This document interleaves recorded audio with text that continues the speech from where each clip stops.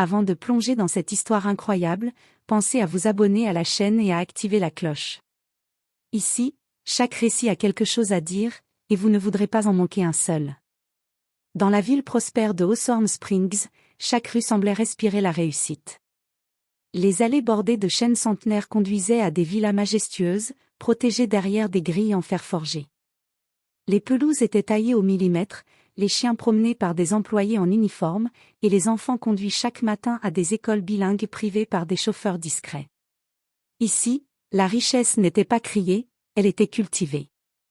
Les cliniques ne sentaient pas l'antiseptique, mais le bois ciré et le jasmin. Et dans les restaurants, on ne servait pas du café, mais des sélections de torréfaction équitables. Dans ce décor parfaitement maîtrisé, Maya Collins faisait tâche. Pas une tâche sale. Une tâche vivante. Elle habitait à l'écart, au bord du lac Willoughby, dans une maisonnette en bois couverte de lierre, aux volets décolorés par le temps. À l'intérieur, des étagères croulaient sous les bocaux d'herbes séchées, les huiles essentielles, les grimoires hérités de sa grand-mère créole, Alma Dupré, une guérisseuse respectée en Louisiane. C'est elle qui avait transmis à Maya non seulement des recettes, mais une philosophie du soin. Le corps parle, Maya. Il murmure avant de crier. Écoute-le. Les habitants de Hawthorne Springs ne comprenaient pas cette femme aux robes longues, aux colliers de pierre, au regard doux mais perçant. Certains l'appelaient la sorcière du lac, d'autres la dame des plantes. Mais personne n'osait s'en approcher, sauf ceux qui n'avaient nulle part d'autre où aller.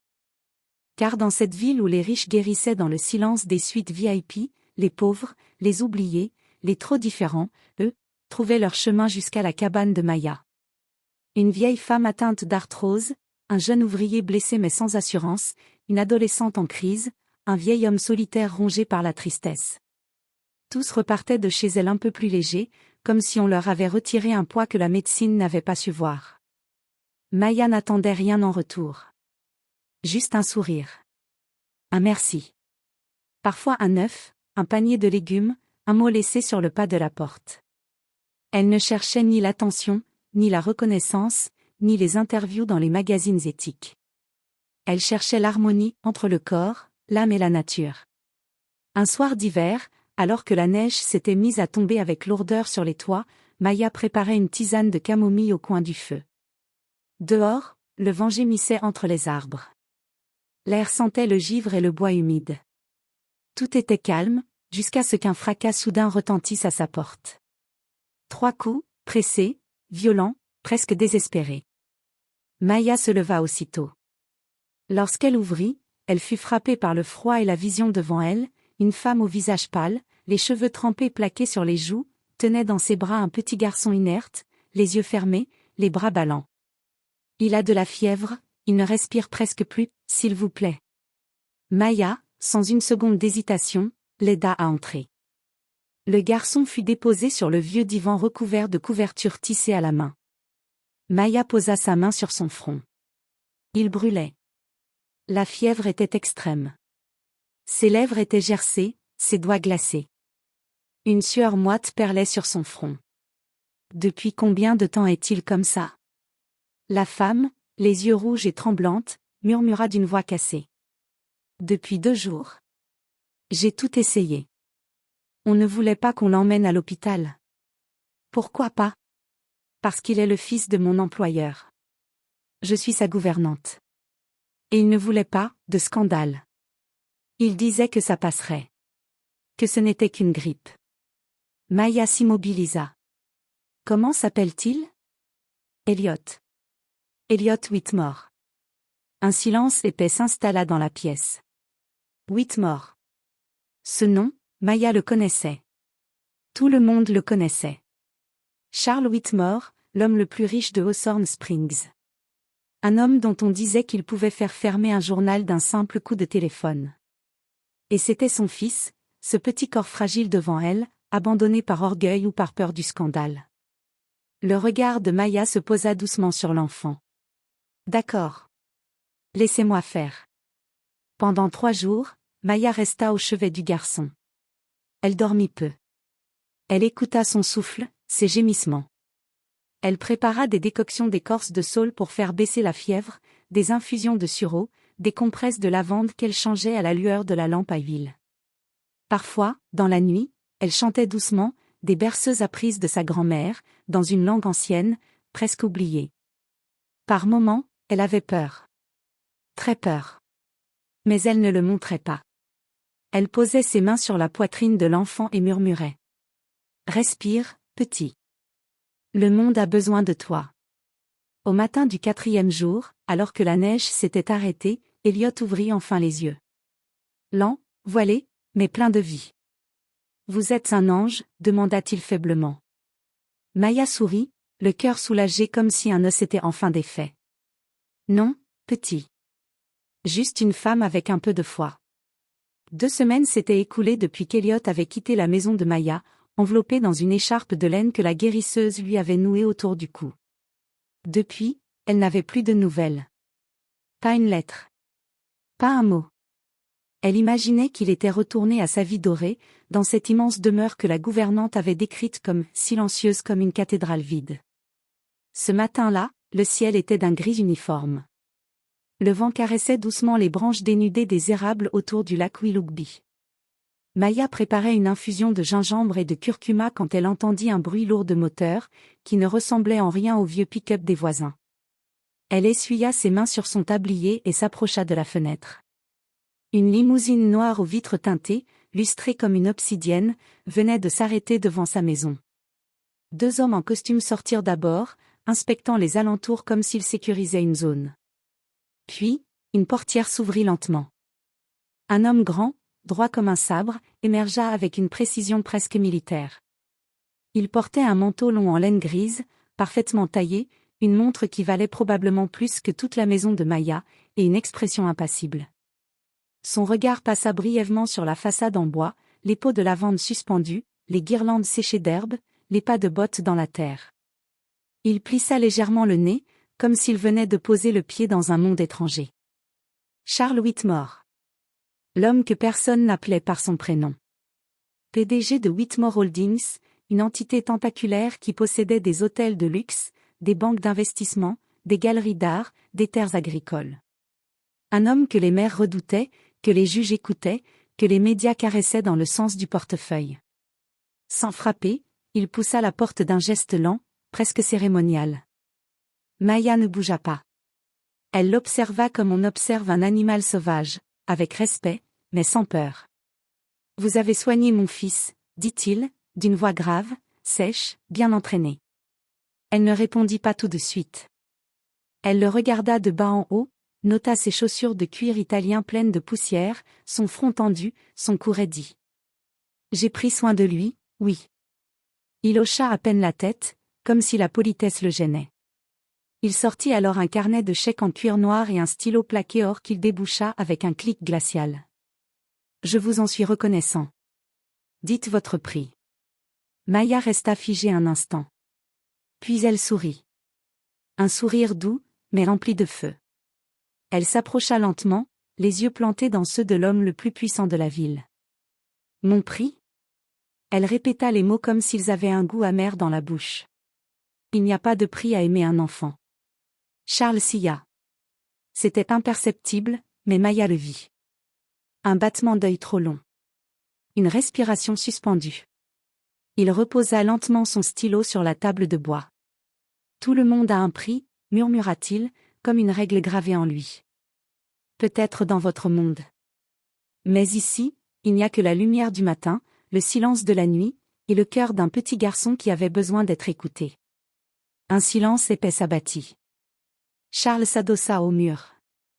Il semblait mal à l'aise dans ce décor, les plantes suspendues, les pierres disposées en cercle sur la table, les bougies fondues, les odeurs d'eucalyptus et de bois sec. Tout était trop vivant pour lui. « Elliot !» dit-il finalement, d'une voix moins assurée. Il n'a jamais été aussi calme. Il dort. Il mange. Il parle. Il rit. Il marqua une pause. Il parle de vous comme d'une lumière. Maya baissa les yeux. Elle pensa à ce petit visage brûlant, à ces nuits où elle murmurait des prières créoles en posant ses mains sur sa poitrine, à ses rires au matin, à ses yeux brillants de 1000 questions. « Je n'ai pas fait de miracle. Je lui ai juste offert quelque chose qu'il n'a peut-être jamais eu, une présence. Une voix douce. Une main chaude. Charles la regardait comme un homme perdu. Ses épaules semblaient plus lourdes que son manteau. Il soupira. Pour la première fois, un soupir sincère. Fatigué. Je ne sais pas ce qu'il a trouvé ici.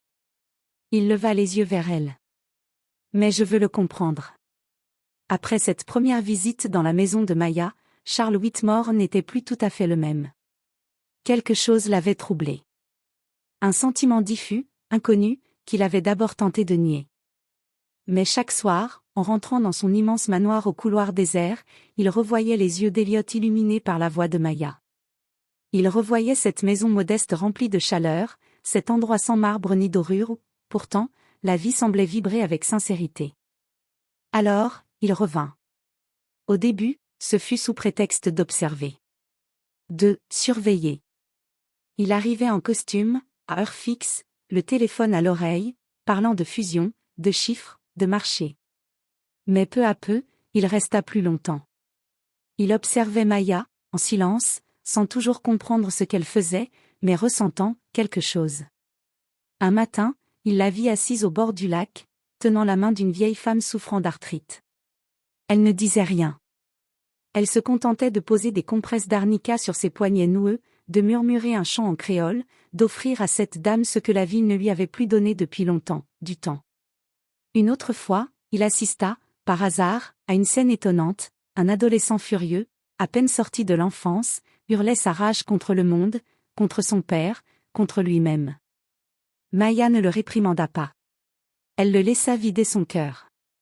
Puis, doucement, elle lui tendit un carnet vide. « Tu cries fort. Maintenant, écris fort. » Le garçon, surpris, s'assit, et commença à écrire. Charles resta figé. Il vit aussi Maya écouter un ouvrier en burn-out, les mains tremblantes, la voix brisée. L'homme s'effondra en larmes.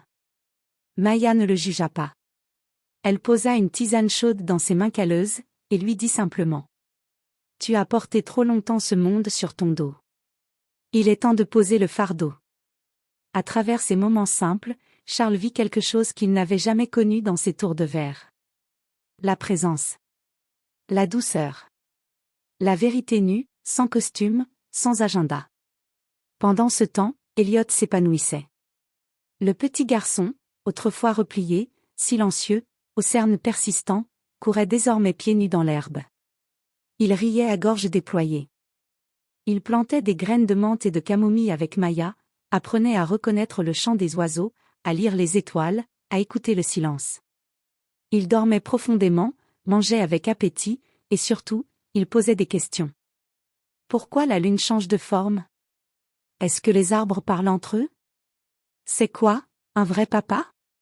Ces mots, parfois innocents, parfois déchirants, frappaient Charles de plein fouet. Il découvrait que son fils vivait pour la première fois. Et cela, il le devait à une femme que la ville méprisait. Mais ce bonheur discret ne resta pas longtemps secret. Un paparazzi, posté près du lac, prit une photo floue, le puissant Charles Whitmore, assis dans une cabane en bois, en train de couper du pain avec une femme au bracelet de cuir et aux cheveux noués en tresse. L'image fit rapidement le tour des rédactions. 2 jours plus tard, un article parut dans le Hawthorne Chronicle. Le PDG Charles Whitmore sous l'influence d'une chamane locale? Le chef d'entreprise, jusqu'ici reconnu pour sa rigueur et sa rationalité, aurait confié la santé et l'éducation de son fils à une femme sans diplôme médical, vivant en marge de la société. La réputation du groupe Whitmore Holdings est-elle en danger? L'article déclencha une onde de choc. Les investisseurs appelèrent l'un après l'autre. Les conseillers en images exigèrent un plan de communication. Un membre du conseil municipal, hostile à Maya depuis toujours, réclama l'ouverture d'une enquête sanitaire sur ses pratiques. Les rumeurs allèrent bon train, culte ésotérique, pratiques illégales, enlèvement d'enfants déguisés. Dans les hautes sphères, le nom de Maya Collins devint un sujet à éviter. On parlait d'elle comme d'un danger, d'une anomalie. Et Charles fut sommé de choisir. Un soir, dans son bureau de verre et d'acier, le regard perdu sur la ville qu'il dominait, Charles relut les messages alarmistes. Le mot « risque d'effondrement de confiance » revenait souvent. Il serra les poings. Puis, dans le silence, une voix intérieure, celle qu'il avait longtemps étouffée, s'éleva. Protéger ton image, ou protéger ton fils? Il se leva lentement, regarda un instant la photo d'Elliot enfant encadrée sur son bureau, et se rendit compte qu'il ne connaissait pas ce sourire-là. Ce n'était pas celui qu'il avait vu chez Maya. Alors il se murmura à lui-même, presque à contre-cœur, mais avec une certitude nouvelle. L'image peut s'effondrer. Mon fils, non. Et dans ce choix, Charles Whitmore fit ce que peu d'hommes de son rang osaient faire, il choisit l'amour. Cette nuit-là, il pleuvait. Pas une pluie violente, non. Une pluie lente, patiente, qui s'infiltrait partout comme les regrets dans le cœur des hommes fatigués. Charles Whitmore conduisait seul, les phares de sa voiture de luxe transperçant à peine le brouillard suspendu sur la route menant au lac Willoughby. Il n'avait pas de garde du corps. Pas de chauffeur. Pas de téléphone à la main. Il roulait lentement, comme s'il craignait d'arriver trop vite là où il ne savait pas s'il serait accueilli. Quand il se gara devant la maison de Maya, le silence du monde sembla l'envelopper. La lumière jaune derrière les rideaux était encore allumée. Il frappa. Puis, sans attendre qu'on lui dise d'entrer, il poussa la porte. Ses épaules étaient basses. Ses cheveux, habituellement disciplinés, étaient humides. Son regard était vide de tout calcul, de toute stratégie. Il entra, et s'effondra dans le vieux fauteuil près du poêle à bois. Maya le regarda. Elle ne dit rien. Elle sentait qu'il avait mis des jours, peut-être des mois, à franchir cette distance. Pas celle entre son manoir et sa maison. Mais celle entre le masque et le visage nu. Alors il parla. Pas avec fierté. Pas avec éloquence. Mais avec une fragilité nue. Toute ma vie, j'ai construit. Des empires. Des gratte-ciel. Des marques. J'ai bâti des villes. J'ai fait plier des gens. J'ai dicté des lois économiques. Mais jamais, jamais une vraie maison. Sa voix se brisa à la fin. Maya s'approcha. Lentement. Doucement. Comme on s'approche d'un enfant blessé. Elle s'assit près de lui, sur le rebord du fauteuil. Il avait les mains jointes, crispées. Et soudain, il pleura. Pas bruyamment. Mais en silence, ce qui était peut-être pire. Comme si chaque larme retenue depuis 20 ans décidait enfin de glisser. J'ai tout fait pour réussir. J'ai coché chaque case. Et j'ai oublié d'être père. Il se couvrit le visage. Comme un homme honteux, comme un roi sans couronne. Maya ne parla pas tout de suite. Elle ne dit pas « je comprends » ni « tu n'es pas le seul ». Elle prit simplement sa main. Et ce contact-là, ce petit geste de rien du tout, déchira la carapace. C'était la première fois que Charles Whitmore était simplement un homme. Pas un patron. Pas un nom.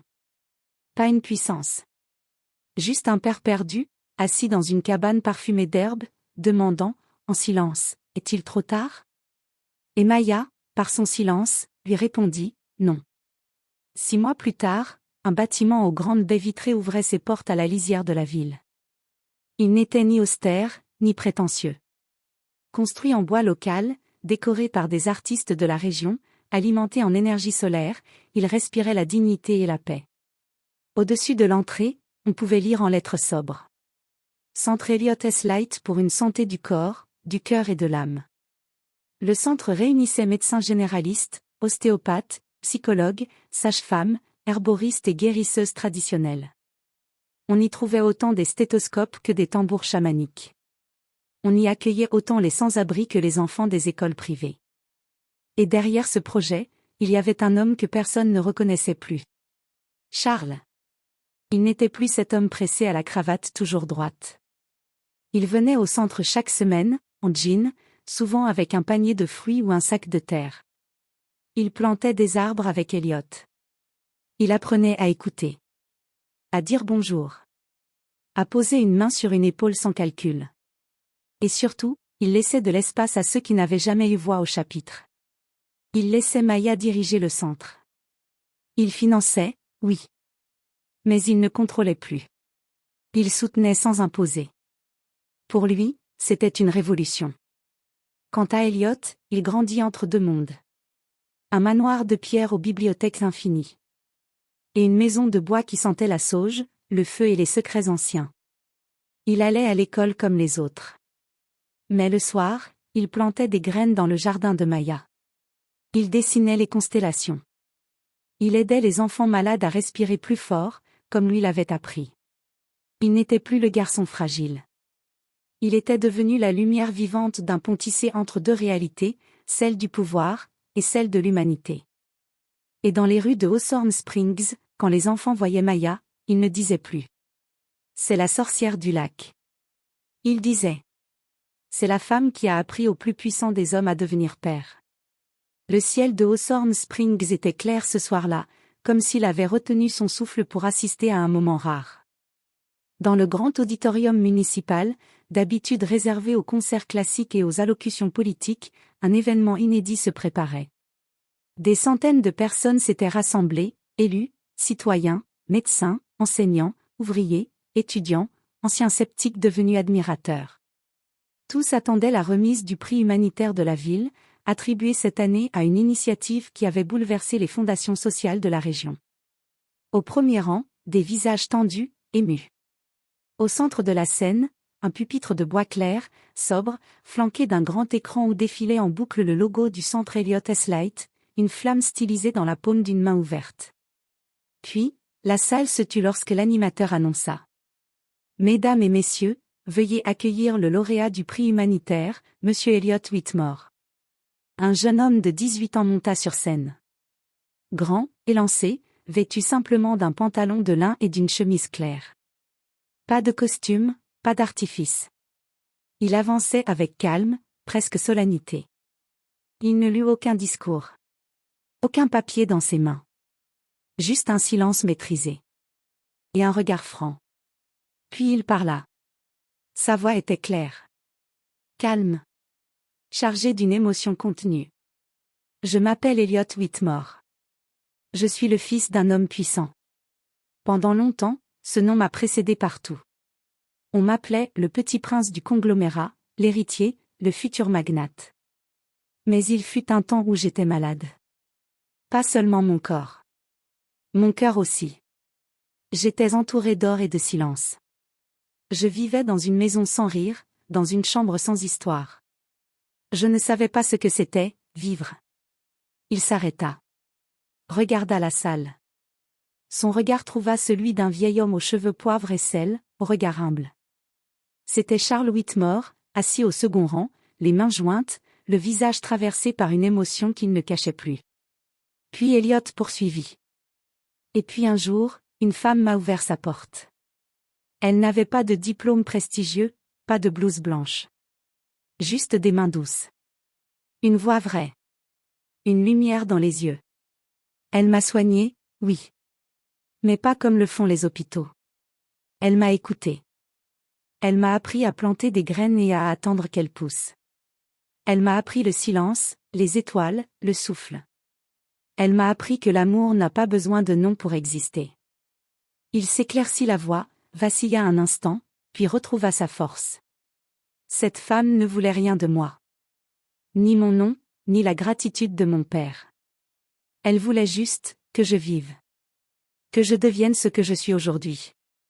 Un murmure d'émotion parcourut la salle. Elliot se tourna légèrement, tendit la main vers la foule, et dit avec une douceur infinie. Cette femme s'appelle Maya Collins. Elle n'est pas médecin. Pas riche. Pas célèbre. Mais elle a changé le destin d'un enfant, celui d'un père, et celui d'une ville entière. Au fond de la salle, une vieille femme aux cheveux gris, assise discrètement dans l'ombre, leva lentement les yeux. Elle n'était pas montée sur scène. Elle n'avait pas voulu de discours. Elle avait même refusé d'être officiellement honorée. Mais à ce moment précis, lorsque tous les regards se tournèrent vers elle, elle sourit. Un sourire silencieux, lumineux. Ses yeux brillaient. Non de fierté, mais de cette paix rare qu'éprouvent ceux qui savent qu'ils ont semé juste. Des enfants l'applaudirent. Des anciens voisins se levèrent. Même les politiciens oublièrent leur posture. Tout le monde se leva.